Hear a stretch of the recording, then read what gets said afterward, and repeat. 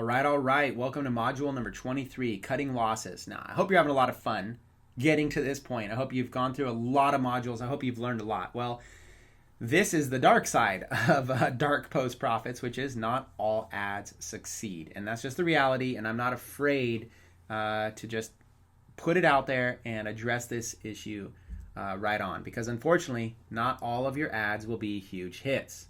Still to this day, I have ads that flop. All right, this is pretty much unavoidable.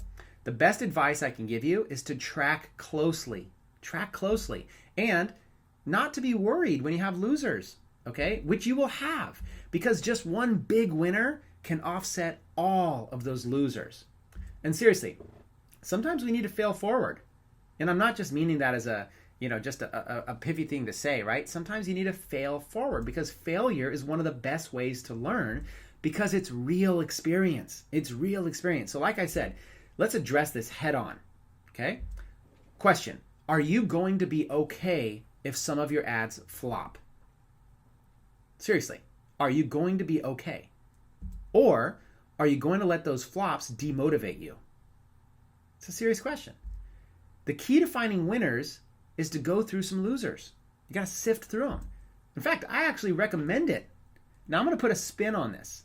And I'm not just putting a spin to try to pump you up and hype you up. No, I'm putting a spin because this is actually how you need to look at it.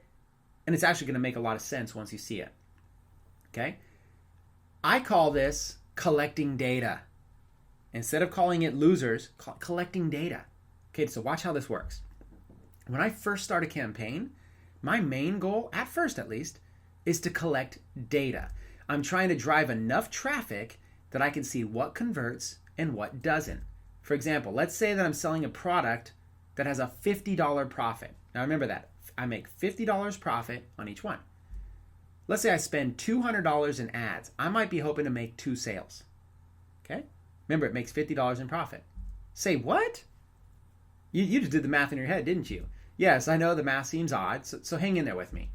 I don't mind taking a loss at first because I actually need that data. I'm buying data. If I spend $200 and get 2 sales, $50 each, that's only $100. But I know that there's buyers in that audience. 2 sales to me is like, hey, there's proof that in this audience with this offer, people will buy it. That's the first proof that I'm looking for. Are there buyers out there that will buy this stuff? Because as long as there's buyers, I can improve the ads. See, a lot of you're trying to hit a home run on your first ad. No. You're trying to find buyers. You're trying to test the market. You're trying to see, is this an offer that people will buy? Because as long as there's buyers, you can always improve it. So here's what will happen. I'll make some tweaks and I'll run another $200 ad just hoping to break even. Say what? Yeah, that doesn't make sense either, does it? But try to follow along. Now I've spent $400, 200 on the original and 200 now, and maybe I made back like $300. Let's say 100 on the first one and 200 on the next one, right? So I'm still losing money. I'm still at a loss, okay? But now I have data. That's the thing that I want, okay? By now I have figured out what is working well and what isn't, okay? The key is to start pausing the campaigns that are not performing well and scaling out the campaigns that are. So by my next round of $200 I'm spending, I'm actually expecting to double my money, to double it, because I found out which ads didn't convert and I removed them from my advertising strategy. They're gone. But I might not have known which ones were converting, which ones weren't, without enough data, without enough traffic, without enough clicks. And that's why this module is so important, because so many people pull the plug too early. And I'm not just saying that. This is the number one thing I see out there. So many people pull the plug too early. Or they pause ads on assumptions, not numbers. Just assumptions. For instance, you might emotionally think an ad is going to crush it. Right? You see it, you know it, you're like, oh, I just know this ad's going to crush it. Or you might emotionally think a t-shirt design is going to sell like crazy. I've also seen that one. Like you put all this effort in this t-shirt design, making it just perfect, and you just think it's going to sell like crazy. But that emotion can cloud your judgment. Emotion gets in the way. Why? Because this is a money flipping game. We're flipping money here. And we're flipping money based on ROI, not based on emotion. So sometimes we need to let our emotions go and we need to trust the numbers. But sometimes we also need to trust our gut. Okay, it's a balance, and it's a tough balance. Let's talk about that balance for a minute here.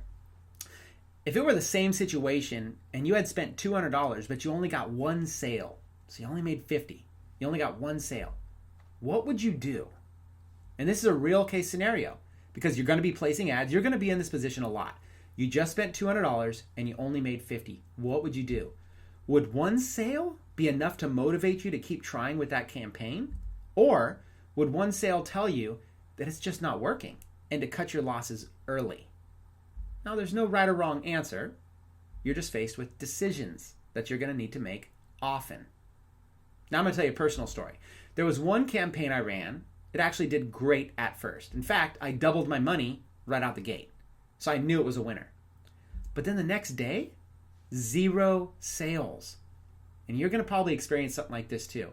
The first day, doubled my money. The next day, 0 sales. I had to make a decision.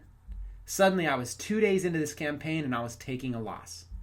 My question is, do I keep going because of that strong first day that was enough proof?